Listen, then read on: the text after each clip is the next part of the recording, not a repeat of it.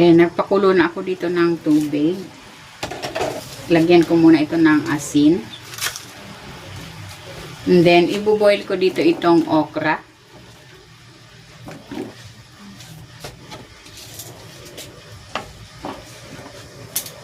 Kuluan natin ito dito hanggang sa maluto yung okra.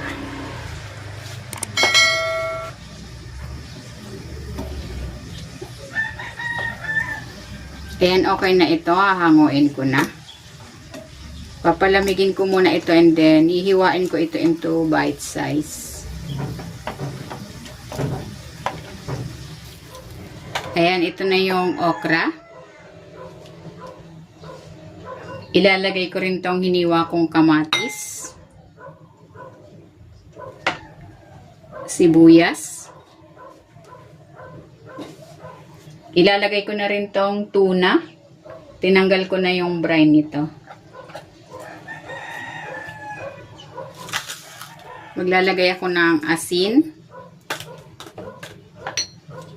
paminta, at ng kalamansi. Ayan, ganyan lang kasimple. Haluin ko.